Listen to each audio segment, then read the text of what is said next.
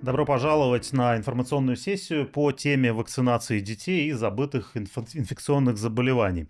По данным Департамента здравоохранения Эстонии, после пандемии коронавируса резко снизился охват по вакцинационной государственной программе иммунизации именно среди детей. Всемирная организация здравоохранения рекомендует, чтобы этот вакцинационный охват держался на уровне 95%. Тогда можно говорить, что мы защищены от распространения тех или иных болезней, но по некоторым заболеваниям у нас этот охват снизился до критической отметки в 70%.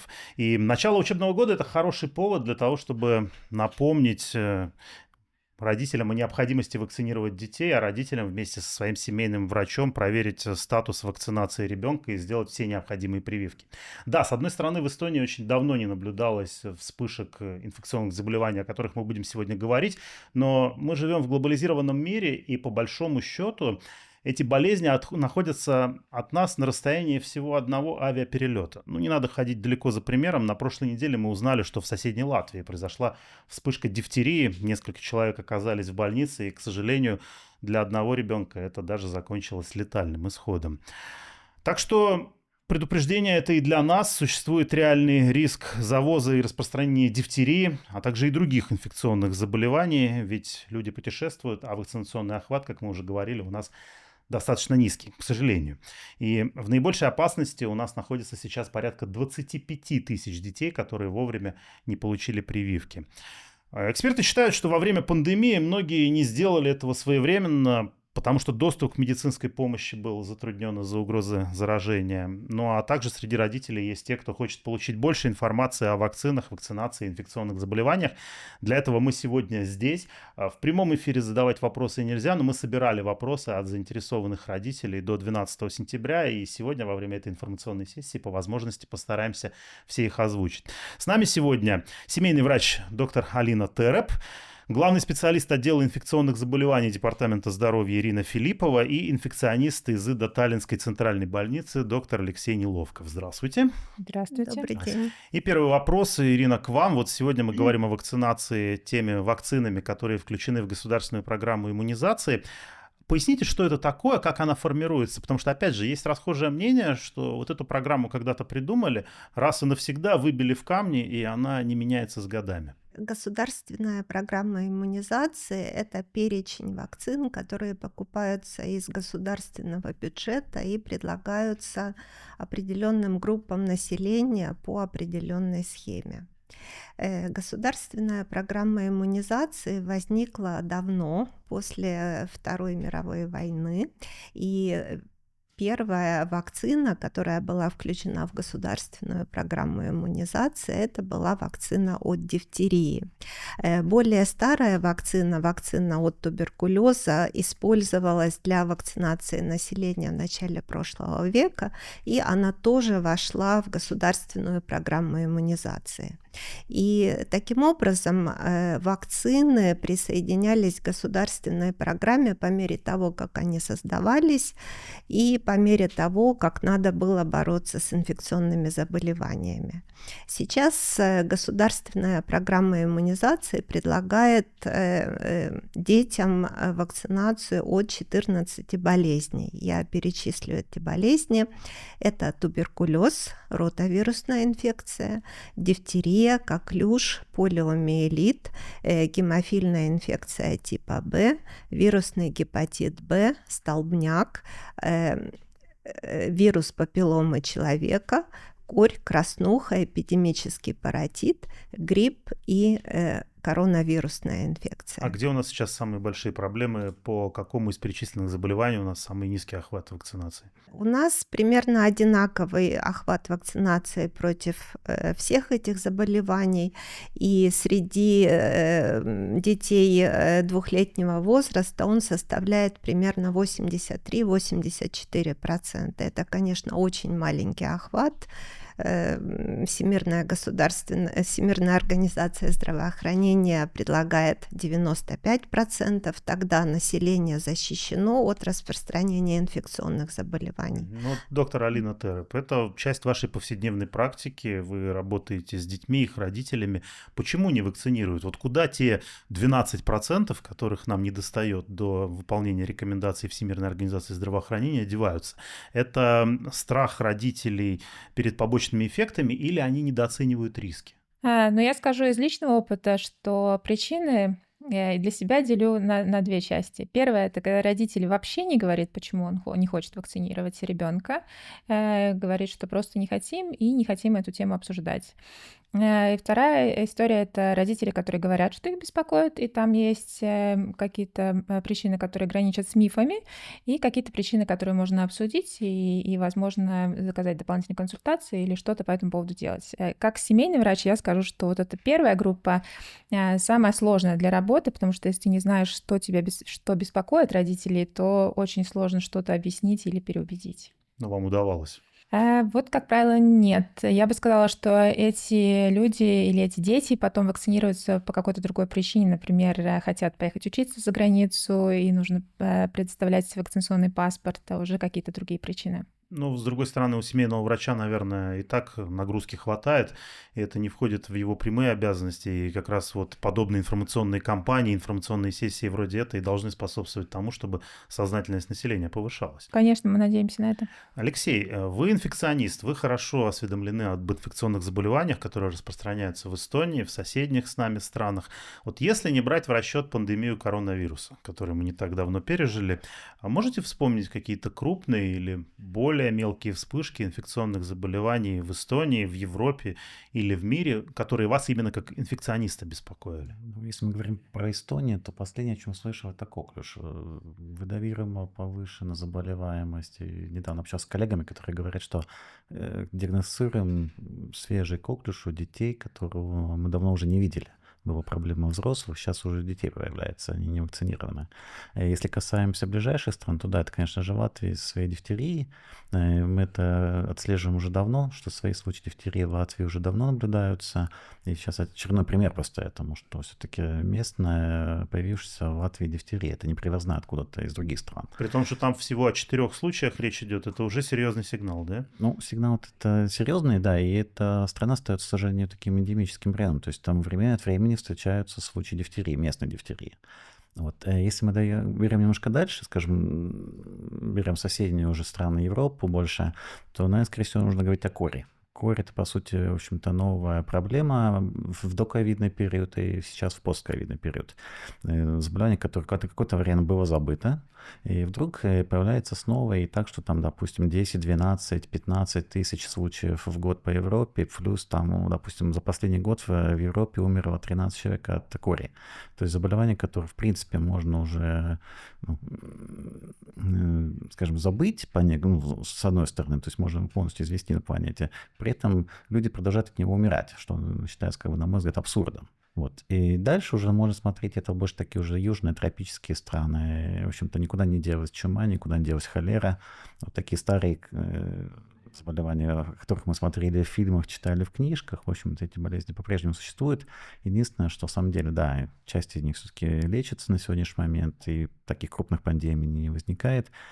Отчасти из них появились вакцины работающие.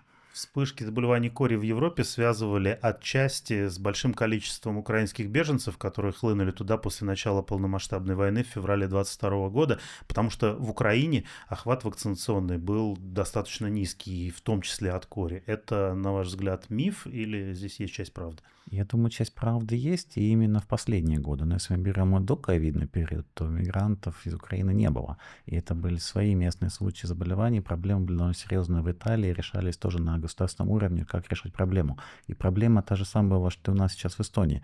Молодые мамы не вакцинировали своих детей. Причем программы были такие, что вакцинация тоже была не обязательная.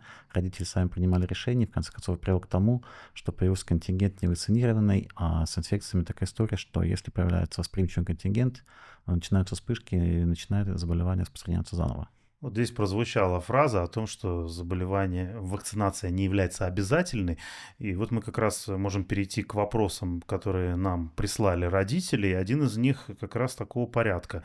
Обязательны ли вакцины, предусмотренные в государственной иммунизационной программе? Ну, в общем, ответ уже прозвучал, не обязательно. Вакцинация, да, добровольная у нас.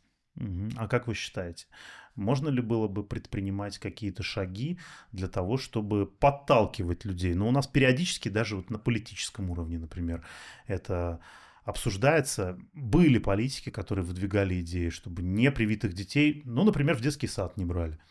Это возымеет какое-то У действие? нас уже есть опыт с вакцинацией от коронавируса, и очень много негатива всякого, в общем-то, это принесло. Поэтому я думаю, что нужно больше объяснять, нужно больше рекомендовать, нужно больше общаться с родителями и стараться все-таки по-прежнему сохранять вакцинацию на добровольных началах. Я Ирина, дополню, да, что на самом деле насилием мы это здесь ничего не исправим, и ситуацию не улучшим, наоборот, вызовем такое отвращение к теме и получим обратный эффект. То есть насильно действовать точно нельзя. Другое дело, да, поднимать именно, информировать население, что все-таки, чтобы эти мифы, которые как бы правят миром, чтобы они больше не действовали. И есть в психологии такие понятия, как бы тихонечко направлять, формировать общественное мнение, что такое норма. Вот чтобы вакцинация стала такой нормой, которую даже уже не обсуждают. ну, Вот в как целом утром она у нас норма. Если 80% населения привито, то для большей части, для подавляющего даже большинства это норма. Но вот те недостающие проценты, чего нам не хватает до рекомендаций ВОЗ, они вызывают тревогу и озабоченность. А вот опять же вопрос от родителей. Почему в столь раннем возрасте нужно прививать детей и как долго действуют эти вакцины, Ирина? Дело в том, что все эти инфекционные заболевания наиболее опасны для детей именно раннего возраста. Ну, возьмем, например, гемофильную инфекцию. Она может вызывать у маленьких детей очень опасный менингит. Если ребенок заразится в раннем возрасте гепатитом Б, то с очень большой вероятностью у него разовьется цирроз печени, рак печени, и все закончится смертельным исходом. Коклюш очень опасен именно для маленьких детей, так как является причиной внезапной смерти на фоне вот этого приступа кашля и так далее. Если мы возьмем все заболевания, они наиболее опасны именно для маленьких детей. Это первый аргумент. И второй аргумент — это то, что у маленьких детей возникает наиболее адекватный ответ на вакцинацию. И государственная иммунизационная программа выстроена именно таким образом, что ребенку каждая вакцина вводится в том оптимальном возрасте, когда его организм способен оптимально реагировать на эту вакцинацию. И как долго действует эта вакцина? Разные вакцины действуют по-разному. Например, если ребенок вакцинирован 2 дозами вакцины ММР против кори, краснухи и эпидемического паротита с интервалом, по крайней мере, 4 недели, то эта вакцинация действует очень длительно, и в течение жизни не надо ревакцинировать человека. Если ребенок вакцинирован против гепатита Б 3 дозами с определенными интервалами или 4 дозами по другой схеме, то эту вакцинацию тоже уже не надо повторять в течение жизни. А вот вакцины против таких инфекций, как дифтерия, столбняк, коклюш, их надо повторять в течение жизни, и вакцинационный курс состоит из 3 доз, и потом следует ревакцинации через определенное время. По всем этим вопросам к семейному врачу обращаться? Да, несомненно. Где искать информацию о том, какие вакцины вдруг не сделаны, когда нужно ревакцинироваться и так далее? Если мы говорим о детях, то, как правило, вся информация есть на портале здоровья в иммунизационном паспорте. Если мы говорим о взрослых людях, например, человеку моего возраста, какую-то информацию в портале здоровья найти нереально. Там будут уже более свежие вакцины. Когда родилась моя старшая дочка, которой сейчас 17 лет, нам выдавали такую желтую книжечку, иммунизационный паспорт. И каждую новую прививку мы отмечали там. Сейчас это все переехало в Да, интернет, и на портале здоровья да. вся та же информация имеется, и эту желтую книжечку больше хранить не надо. Больше мне нет такой необходимости. Некоторым родителям по желанию мы по-прежнему можем ее нарисовать, но в этом нет непосредственной необходимости. Очень частый вопрос от пациентов, например, моего возраста, что я хочу знать, что я получила в детстве. Не расстраивайтесь, если вы не узнаете, от чего вы вакцинированы в детстве. Мы можем посмотреть, от чего логично было бы вас вакцинировать, и не обязательно иметь полную информацию, чтобы решить, что вас нужно ревакцинировать, например, от столбняка и дифтерии. Многие жалуются, что у нас к врачам попасть тяжело, долго ждать приходится. Если вдруг родитель выясняет, что его ребенок пропустил какую-то прививку, его, так сказать, в экстренном порядке примут без всяких очередей. Как быстро этот процесс? К семейному врачу все-таки очереди в большинстве случаев не такие зашкаливающие. И потом я всегда рекомендую поговорить прежде всего с семейной медсестрой, потому что, возможно, будет все настолько очевидно и понятно, что можно будет решить вопрос уже на приеме семейной сестры. Я бы еще чуть развил тему, которую Ирина Филиппова затронула, про то, что маленькие дети наиболее восприимчивы к заболеваниям. А ведь логика родителей может быть какая? Если ребенок, вот он у меня грудничок дома, он никуда не выходит, он только здесь с мамой, с папой. Казалось бы, что ему может угрожать, когда контакты с внешним миром сведены к минимуму? Вот где те самые опасные места, откуда могут прийти эти инфекционные заболевания? Та же корь, та же дифтерия. Во-первых, мы, как правило, все-таки только дома не сидим, и этот ребеночек, грудничок с мамой путешествует и по магазинам, и по общественным местам, и везде. Зачастую это не единственный ребенок в семье, и старшие дети могут уже посещать детские сады и школьные учреждения, и мы хотим все-таки детей уже вакцинировать и подготовить к тому моменту, когда они действительно пойдут в детский сад и будут уже больше подвержены заболеваемости. Алексей, здесь уже прозвучала мысль о том, что многие вакцины у нас объединены в комплексы. И вот как раз есть такой вопрос от родителей. Не интересуются, почему это делают? И можно ли так, что если родитель желает, чтобы ребенок получил вакцину только от одного заболевания, то сделать ему прививку именно от этого заболевания, а не все комплексом. Есть такая возможность? Я немножко дополню от предыдущего ответа. Почему мы начинаем это очень рано вакцинацию? До 6 месяцев у ребенка сохраняются антитела, которые получил от мамы через грудное молоко, через плаценту. У него есть какая-то защита. После 6 месяцев эта защита, как правило, исчезает. И к 6 месяцам нужно сформировать новый иммунитет у ребенка. Поэтому вся вакцинация начинается до 6 месяцев, чтобы к 6 месяцам ребенка подготовить. Иммунная система отлично справляется, отлично реагирует, проблем никаких нет. Теперь, почему мы делаем несколько вакцин за раз? Смысл сократить количество визитов в медицинское учреждение. Каждый новый визит – это контакт с потенциальными инфекциями респираторными и подвергание здоровья ребенка определенному риску. Чтобы эти контакты уменьшить, решили совместить несколько вакцин в одну, чтобы, допустим, один визит, один укол, сразу несколько заболеваний привиты. А теоретически такая возможность есть выбрать? Как вы там сказали, что в комплексе идет? Теоретически такая возможность есть. Сейчас у нас в государственной программе используются моно, би, три, тетра и гексавакцины. И если, например, мы знаем, что у ребенка есть, скажем, какая-то гиперчувствительность к какому-либо компоненту вакцины, например, к коклюшному компоненту, гексавакцина защищает от дифтерии, столбняка, коклюша, полиомиелита, гемофильной инфекции, гепатита Б. То есть он может выбрать все, кроме коклюша? Да, мы можем провакцинировать ребенка моно и бивакцинами без коклюшного компонента. Такая возможность в нашей иммунизационной программе есть. Это используется очень редко, так как гиперчувствительность к коклюшному компоненту встречается крайне редко, но это можно сделать. Но без причины мы этого делать не советуем, потому что комплексные вакцины точно так же эффективны, как и моновакцины, введенные по отдельности. Кроме того, мы избавляем ребенка от 6 инъекций вместо одной инъекции. Кроме того, содержание каких-то дополнительных веществ, которые находятся в вакцине, уменьшается, так как в каждой моновакцине есть определенное содержание каких-то дополнительных веществ, а в комплексной вакцине это просто один комплект. То есть использование комплексных вакцин — это очень-очень эффективно, очень удобно и очень показано. Алина, но некоторые родители считают, что их ребенку вакцинация противопоказана из-за аллергии и других заболеваний. Какие есть противопоказания к вакцинации? Можно ли делать прививки, если небольшая простуда, кашель, или лучше отложить ее?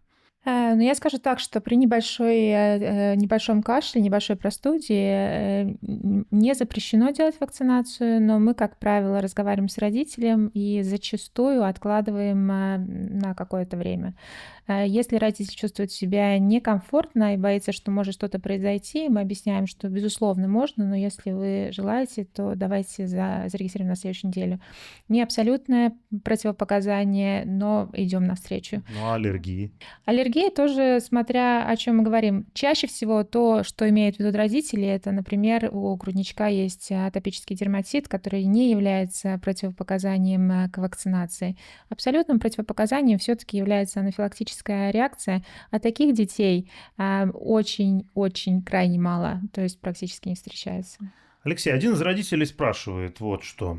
Раньше, говорит он, эти болезни было трудно лечить. В наше время, когда медицина развита, может быть проще дать ребенку заболеть, вылечить его, и тем самым он приобретет естественный иммунитет. Мне кажется, вот корь как раз хороший пример. Скажем так, от кори хорошего такого лечения, что дал таблетку, и ребенок поправился, то уже такого лечения нету. Лечение, к сожалению, остается симптоматическим, и, в общем-то, заболевание может по-прежнему протекать довольно тяжело. Единственное, что, допустим, доступность медицины может быть лучше, условия содержания больницы лучше, условия реанимации лучше, но при этом заболевание все равно протекает так же тяжело, как и раньше. Вот, и подвергать риску здоровья ребенка, мне кажется, это неоправданный риск. Ну, кстати, вот к несчастью, в Латвии все так и кончилось плохо. 4-летний мальчик от дифтерии там умер. Ну да, вот, но, несмотря на уровень медицины, она в Латвии не хуже. Реальный риск умереть, интоксикация организма и осложнение инфекции, допустим, тоже кори, энцефалит возможен и другие осложнения. Вот. А с точки зрения эффективности вакцинации, она тоже дает от той же кори, допустим, пожизненный иммунитет. То есть, чем мы рискуем? Мы делаем вакцину, которая испытана, которая не дает побочки, по сути. Мы получаем пожизненный иммунитет, при этом рисков для здоровья у нас практически нет. И кроме того, еще не все инфекционные болезни дают пожизненный иммунитет. Скажем, дифтерия, она не дает пожизненного иммунитета, и то же самое, как люшта. Один украинский родитель к нам обратился, он пишет: «Мы семья из Украины, нашему ребенку 6 лет, в Эстонии с марта 2022 года. За это время никто нас не проконсультировал по поводу обязательных прививок, которые делают в Эстонии. Хотелось бы узнать об этом побольше». Как такое вообще могло произойти? Каждому человеку, живущему в Эстонии, положен семейный врач. И семейный врач — это ваш лучший друг, который вас проконсультирует по всем вопросам, включая вопросы вакцинации. Что касается вакцинации детей с Украины, то им положены все те же самые вакцины, которые предусмотрены для детей, живущих в Эстонии. И кроме того, мы сделали такое руководство для семейных врачей, семейных медсестер, которое объясняет, как нужно вакцинировать детей, приехавших с Украины.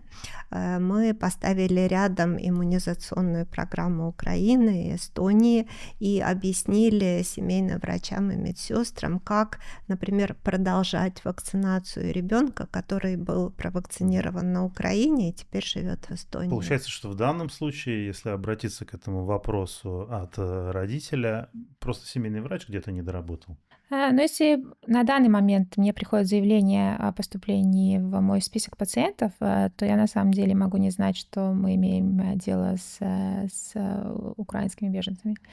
Потому что это нигде отдельным списком мне не приходит, и если человек об этом сам не говорит, то я могу обнаружить или поставить этот вопрос актуальным тогда, когда у нас будет следующая плановая вакцинация.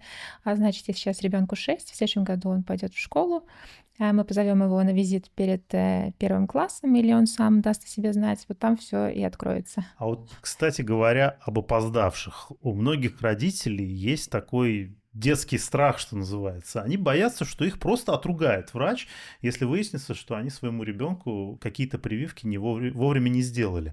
А что на самом деле будет, как это происходит, и можно ли действительно сделать позже, если когда-то что-то там в самом раннем возрасте пропустили? Если родитель отказывается от вакцинации, то мы всегда говорим о том, что в любой момент можно начать заново или продолжить. Это наш первый сигнал. Второй, если у нас по какой-то причине вакцинация забылась, например, очень частая история, дети 2 лет, которые пошли уже в сад и постоянно болеют насморками, кашлями и температурами, и как-то ребенка измерили, посмотрели, но не вакцинировали. Всегда можно дать знать, нет проблем, вакцинировать, если родитель сам это обнаружит, мы будем только рады. Если уже с взрослым ребенком ребенок, например, ходит в школу, обнаружится, что мы хотим начать вакцинацию, обязательно обращайтесь. Есть абсолютно строгие правила и руководства, с чего начать, как это делать. Вам распишут личный план, точно не будут ругаться и будут рады вас вакцинировать. Доктор Алина Тероп уже затронула тему противопоказаний и каких-то аллергических реакций, но хотелось бы эту тему развить, тем более, что есть и соответствующие вопросы, и очень много различных мифов и предубеждений гуляет в народе на этот счет. Ну, например, правда ли, что при аллергии на яйца противопоказаны вакцины? Там всегда нужно уточнить, аллергия ли это на яйца. Допустим, если ребенок съел 4 яйца, и вдруг у него какое-то высыпание появилось, ну, по большому счету, не обязательно так много яиц за раз и кушать. Сейчас и курицы употребляют биодобавки, различные биокорма. То есть что-то может быть и оттуда, что ребенку нежелательно.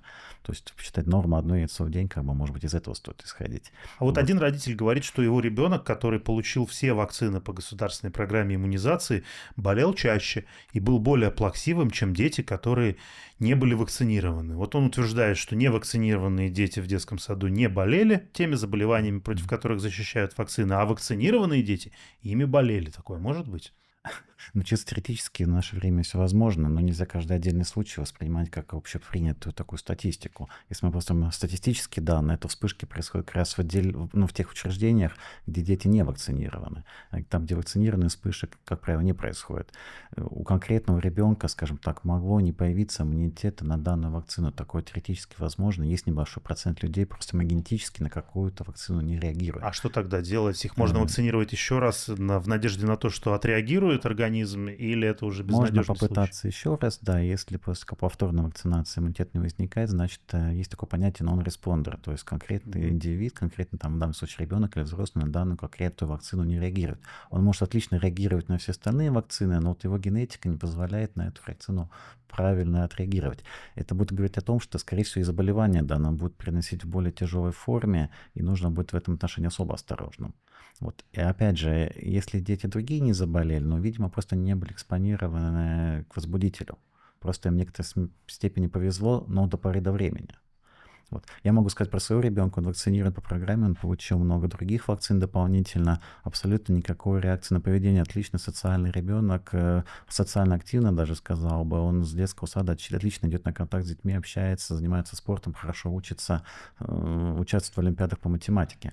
Но это могут сказать, я думаю, очень многие родители, если не подавляющее большинство, потому что такие же выводы можно сделать на основе единичных случаев, и они будут совершенно абсурдные. Например, ребенок, который с детства занимается спортом, почему-то более капризный и агрессивный, чем остальные дети. Но это ладно. Не будем сводить все к абсурду, поговорим о действительно серьезной и волнующей людей теме. Это побочные эффекты Это, наверное, самое такое горячее и обсуждаемое, когда речь заходит о вакцинации. И вот, в частности, родитель из Хариума пишет нам: в Эстонии нет ни одного специалиста, который мог бы определить ущерб здоровью, возникший в результате вакцинации, и специализировался бы на лечении последствий вакцинации. Побочные эффекты, утверждает этот человек, замалчиваются. И вопрос, кто будет нести ответственность за здоровье ребенка, если у него возникнут проблемы со здоровьем после вакцинации? В отношении побочных эффектов. Такие специалисты у нас в Эстонии есть. Побочными эффектами, вообще вопросами безопасности вакцины занимается департамент лекарств. И именно в департамент лекарств поступают все сигналы о побочных эффектах, возникающих после вакцинации. Каждый такой сигнал расследуется очень тщательно, и выявляется возможная причинная связь с вакциной. Потому что не все поствакцинальные эффекты как-то связаны с вакцинацией. Многие эффекты совпадают с вакцинацией просто по времени и не имеют никакой связи с ними. И такое расследование всегда происходит. Результаты этого расследования публикуются департаментом лекарств на их сайте. И вы можете увидеть данные за каждый год на сайте департамента лекарств, какие вакцины, какие побочные эффекты были рапортированы за предыдущий год. И поэтому нельзя сказать, чтобы эти данные умалчивались. Они все открыты, и каждый человек может с ними ознакомиться. Ну, я понимаю, что вы вряд ли из головы сейчас приведете подробную статистику, но хотя бы общий порядок цифр можете назвать за последние годы? За последний год было в департамент лекарств сообщено о 67 побочных эффектов. Именно вот про эти прививки мы говорим, которые входят в государственную иммунизационную программу для детей, да? Это общее количество. Там могут быть и вакцины от коронавируса, иммунизационная и программа, что-то еще, и другие прививки. И большинство из них были легкие, такие как, например, местные реакции, которые возникают после вакцинации: боль, припухлость, болезненность в месте укола, какие-то общие реакции, как температура, головная боль, недомогание, боль в мышцах, суставах. И большинство из этих побочных эффектов проходят очень быстро, буквально на следующий день человек чувствует себя здоровым, и эти состояния не требуют дополнительного лечения. Я немножко дополню тоже. Скажем, как врач-инфекционист, в общем-то, тот врач, который делает вакцину, в принципе, он отвечает за первую реакцию специалиста на какие-то побочные эффекты. То есть, если у пациента что-то случилось, первым делом связывается с врачом, который сделал вакцину. Я думаю, там либо с семейным врачом, либо уже, допустим, врачом, который предложил какую-то дополнительную вакцину. И тогда уже врач принимает решение, нужно что-то принимать, не нужно ли что-то предпринимать. Потом сам врач должен, в принципе, рапортовать о побочных эффектах в тот же департамент лекарств. Таким образом формируется статистика. Если кто-то что-то не делает, то, естественно, данные в статистику не попадают, и мы делаем, может быть, потом неправильные выводы. Кроме того, сам пациент может сообщить о том, что у него на вакцину появилась какая-то реакция, и сам сообщить об этом. С ним связываются потом работник департамента, и проводится расследование, что же случилось на самом деле. Дальше можно, если направить пациента с побочным эффектом к другому специалисту. Но чаще всего этим занимаются иммунологи. Вот я как инфекционист тоже сталкивался с подобными обращениями. Плюс еще в зависимости от того, какой побочный эффект возник, отправляется к соответствующему специалисту. И дальше уже специалист решает, связан ли этот побочный эффект с вакцинацией, или насколько возможно, что он связан с вакцинацией. То есть, в общем-то, и департамент лекарств расследует конкретный случай, и, в общем-то, в большинстве случаев все-таки пациенты хоть какую-то помощь получают. Нельзя сказать, что это абсолютно неверно. Неправда. Да. Я хочу добавить, то, скорее всего, о такой конфликтной ситуации, когда врач или медсестра, которые провели вакцинацию, не считают полученный побочный эффект настолько серьезным, чтобы обращаться в департамент лекарств. Но, тем не менее, я всегда советую пациентам, если вас что-то беспокоит, обратитесь, ваше обращение будет зафиксировано, на этот счет будет выписка, эпикриз. И дальше вы можете сами обратиться в департамент лекарств, если вы считаете, что здесь есть необходимость дальнейшего рассмотрения, и будут также зафиксированы ваши жалобы. Ну, самое распространенное, например, температура или место укола. Я предупреждаю, что это болит место укола. Я предупреждаю, что такое может быть, если пациент мне скажет, что у ребенка поднялась температура 38, например, и сбилась парацетамолом, то я не буду об этом отдельно заявлять, потому что это тот побочный эффект, который ожидаем, он описан, и я не считаю нужным об этом еще раз рапортовать. Но пациент может об этом заявить, безусловно. Вернемся к вопросу повышения информированности населения и, быть может, какого-то подталкивания к тому, чтобы у нас охват вакцинационный рос. Вот один из родителей, написавших нам, утверждает, вернее, спрашивает следующее. Почему не используют устрашающие кампании среди родителей, которые не прививают своих детей? Вот вы, Алина, сказали, что какие-то меры, какие-то ограничения, которые можно было бы вводить для невакцинированных и непривитых детей, они ни к чему не приведут, скорее какую-то отталкивающую реакцию вызовут. А вот что касается устрашения, ну вот приводит такой пример этот человек нам, что некоторые родители готовы прививать своих детей, например, от малярии перед поездкой, но при этом не обращают внимания на государственную иммунизационную программу. Вот есть какие-то устрашающие кампании делать? Кстати, вопрос ко всем. Как вы думаете, это У нас, сработает? кстати, недавно был случай, когда родители маленького ребенка очень хотели вакцинировать от обезьяны оспы и не вакцинировались ни от чего, кроме этого. Ну, потому что обезьянья оспа, она была на слуху, что называется, в топе новостей, и Да. поэтому вот они озаботились И этим. для нас это тоже всегда такое удивление, потому что мы говорим, нам гораздо более вероятно, что вы можете, не знаю, тот же самый коклюш получить или ротавирусную инфекцию или что-то в этом духе, почему мы говорим о обезьяной оспе. Но такое, да, случается. Устрашающие... Я скажу так, что когда пациента или его родителя информируют о вакцинации, например, родитель не хочет вакцинировать, то мы всегда говорим, от каких болезней, спрашиваем, понимают ли, что это за болезни, и хотят ли родители знать об этих болезнях побольше. Я считаю, что если мы рассказываем о симптоматике и возможных последствиях этих болезней, это уже некоторое устрашение. Мне вспоминаются учебные фильмы в университете, когда вот про инфекционные заболевания были учебные фильмы, рассказывали, как протекает заболевание, какие возможны осложнения заболевания. Вот начать, не знаю, производить подобные фильмы. То есть вот, чем опасен полиомиелит? Вот поехать, слезать, ну, наверное, ролики есть эти самые где-то даже в интернете.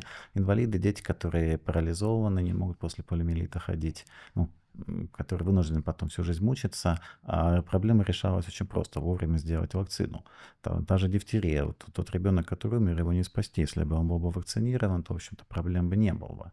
Вот, и таких случаев можно приводить много, но часто проблема именно неинформированность. Мы не знаем, насколько серьезны самые заболевания, насколько несерьезные могут быть на сегодняшний день.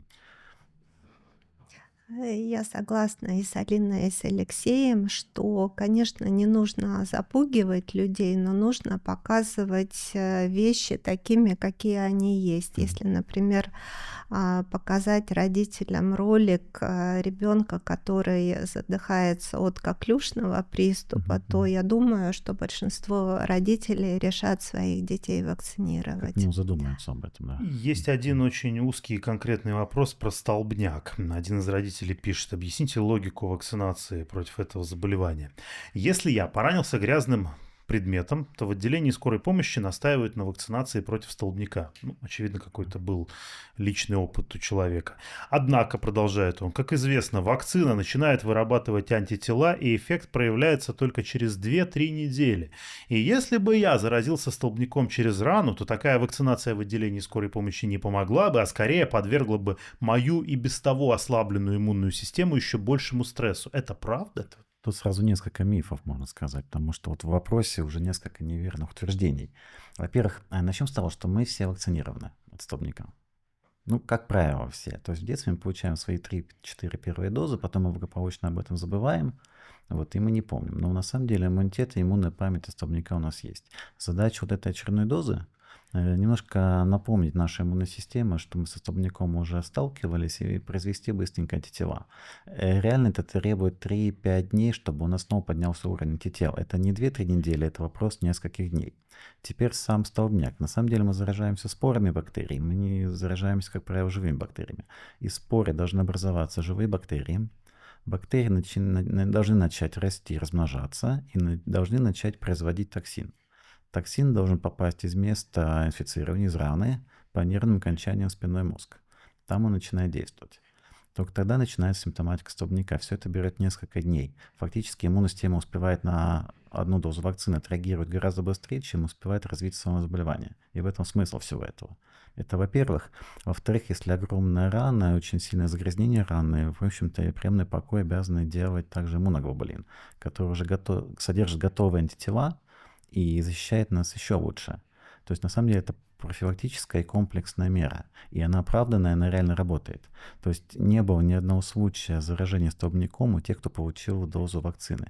Те случаи, которые до сих пор регистрируются у столбняка, и даже вот в этом году один случай столбняка зарегистрирован, это случается у тех людей, которые пожилые, у которых ослабленный иммунитет и которые десятки лет не получали вакцину.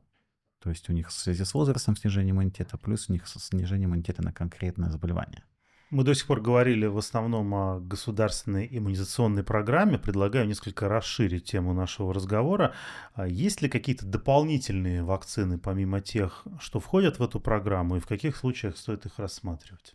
Ну вот, кстати, в контексте коклюша у нас же ведь бесплатная вакцинация для взрослых дифтерия и столбняк. Если вы хотите дополнительный компонент, то такая вакцина будет для вас уже платной. Но, тем не менее, тем пациентам, которые считают это финансово возможным, я бы рекомендовала и вакцинацию все-таки с такой комбинацией. Потом у нас есть вакцинация от гриппа. У нас есть группы риска, которым по-прежнему государство выделяет эту вакцину бесплатно, но она рекомендуется и всем остальным группам населения. Поэтому, опять же, если это возможно, с финансовой точки зрения, рекомендуем вакцинироваться. А стоило бы ее включить в государственную иммунизационную программу и сделать бесплатной для всех, а не только для групп риска? Я думаю, что мы за все заплатить не можем, поэтому мы смотрим, у кого это будет наиболее эффективно, наиболее принесет нам пользу. Потому что если группа риска заболевает гриппом, то потенциально там и более серьезные заболевания, и более большие расходы на лечение. Если у нас человек среднего возраста заболеет гриппом, то, скорее всего, он справится с этим заболеванием. В принципе, есть заболевания, от которых мы уже вакцинируем детей, допустим, клещевой энцефалит. В общем-то, родители довольно охотно вакцинируют от клещевого энцефалита уже в довольно маленьком возрасте. И, в общем-то, тоже дополнительная вакцина, которую можно лишний раз напомнить. И второе заболевание, о котором хочу сказать, пневмококковая инфекция. То есть сейчас как бы вакцинируются группы риска. Вот, в общем-то, есть много стран, где пневмококковая вакцинация обязательно также. Ну, скажем так, рекомендована и в программе вакцинации государственной. То есть даже в той же Латвии пакет вакцин, он гораздо лучше. Опять же, мы забываем, допустим, про ту же ветрянку. Она тоже может быть, скажем, такой вакциной, которую ребенок получает с остальными живыми вакцинами, как такая 4-компонентная вакцина, скажем, вместе с корью, краснухой и свинкой. Но она до сих пор не включена в государственную программу иммунизации. А Нет. может это произойти в ближайшем будущем? В ближайшем будущем нет, потому что на очереди стоят другие вакцины, но в каком-то отдаленном будущем возможно. Опять же, это можно делать. То есть выигрыш потом, во-первых, человек не заболеет ветрянкой, ребенок, во-вторых, он не заразит еще человек, ну, скажем, 10-15 в коллективе. И плюс, допустим, это имеет дальнейшие перспективы. Данный человек потом не заболеет никогда поясывающим лишаем, который такое довольно изнуряющее и серьезное заболевание. То есть когда вирус при снижении иммунитета начинает снова активироваться в организме. Ирина, одна женщина из Тартума интересуется вакциной против туберкулеза. Почему нельзя вакцинировать ей ребенка в возрасте 6 или 10 лет? Вакцина против туберкулеза вводится ребенку в роддоме сразу после рождения, то есть до того, как ребенок столкнулся с микобактерией туберкулеза. Это столкновение очень вероятно, потому что большинство людей в мире заражено этой микобактерией. Другой вопрос в том, что не у всех проявляется это заболевание, но очень много зараженных людей. И поэтому после входа ребенка в большой мир у него есть такая вероятность. Поэтому это делается до того, как ребенок столкнулся с этой микобактерией. Если ребенок уже столкнулся, то вакцинация становится бессмысленной. И, в принципе, вакцинируют и 6-летних детей от туберкулеза по необходимости, но перед этим им делают тест на, так сказать, на то, позитивный он или негативный. Их позитивных детей уже не вакцинируют. И вакцина от туберкулеза защищает только маленьких детей и только от 2 конкретных форм туберкулеза. Туберкулезный менингит и милиарный туберкулез. То есть потом, впоследствии, ревакцинации никакой нет, Ревакцинация и не смысла в ней нет. показана. Да. И этой вакцины у семейного врача в арсенале нету, поэтому я рекомендую проходить вакцинацию в роддоме, так как это задумано. А в тех редких случаях, когда у нас все-таки родители хотят, в течение первого года мы через детскую больницу организовываем вакцинацию, но это уже сразу более длительный процесс регистрации, поиска нужного места, размышления на тему, проводить ли МАНТУ. Это гораздо все сложнее. Вакцинируйтесь Технически вовремя. становится сложнее все это, да. С недавних пор у нас подростков вакцинируют против вируса папилломы человека. Где и как сделать эту прививку? Эту прививку делают детям в возрасте от 12 до 14 лет. Это самый оптимальный возраст для этой прививки, и поэтому основная целевая группа 12-14 лет. Также эта прививка возможна для детей в возрасте 15-18 лет, те, кто еще не получил ее ранее. Для всех этих детей она бесплатна, и делают ее в школе, школьные медсестры, но по договоренности с семейным врачом ее можно сделать и в центре семейных врачей, если есть для этого какая-то причина. Ну что ж, на этом наша сегодняшняя беседа об инфекционных заболеваниях, против которых можно привиться и которые можно предотвратить, подходит к концу. И я напомню нашим зрителям, что вся информация официальная и достоверная доступна на сайте vaccinary.ee, причем там есть раздел, посвященный именно детской вакцинации, и на русском языке, так что обращайтесь к достоверным и проверенным источникам. А в заключение я попрошу наших экспертов еще раз обратиться к тем родителям, которые по той или иной причине отложили вакцинацию своих детей или не решились на это. Семейный врач, доктор Алина Тереп, пожалуйста. Я хочу порекомендовать всем тем родителям, которые сомневаются, вакцинировать ли своих детей, или сейчас уже подумали, что все-таки хотят вакцинировать. Обращайтесь к своему семейному врачу или говорите с вашей семейной медсестрой. Не поздно, мы вас ждем, мы всегда согласны и рады будем обсудить ваши страхи и найти оптимальный вариант вакцинации вашего ребенка. Главный специалист отдела инфекционных заболеваний Департамента здоровья Ирина Филиппова. Доверяйте своему семейному врачу и не доверяйте случайным людям, с которыми вы общаетесь в интернете на тему вакцинации. И главный специалист отдела инфекционист из Таллинской центральной больницы, доктор Алексей Неловков. Та же история, что доверяйте специалисту. Если вы доверяете другому специалисту в других областях, также можно доверять врачу и медику. И если специалист говорит, что это нужно, что это безопасно, что это эффективно, это полезно, то нужно с ним соглашаться. И даже с другими заболеваниями, не только инфекционными, профилактика всегда была дешевле и всегда была безопасней. Также и с вакцинами. Профилактика всегда дешевле в конечном счете для человека и в конце концов и безопасней. От вакцины мы не получим плохого чего-то, а не заболев, мы сделаем для общества гораздо больше. Если вы в ближайшие дни или даже сегодня окажетесь в Ласнамия Центрум или в торговом центре Кристины в Таллине, то можете посетить передвижную выставку, посвященную инфекционным заболеваниям, и получить там еще больше информации. Ну а в последующие месяцы эта выставка отправится путешествовать по всей Эстонии и будет доступна и в других городах нашей страны. Ну еще раз напомню, что официальная достоверная информация об инфекционных заболеваниях, об вакцинации доступна на сайте vaccineri.ee. Там есть тематические разделы и вся информация на русском языке. Спасибо нашим экспертам, спасибо всем, кто прислал свои вопросы и был с нами. До свидания.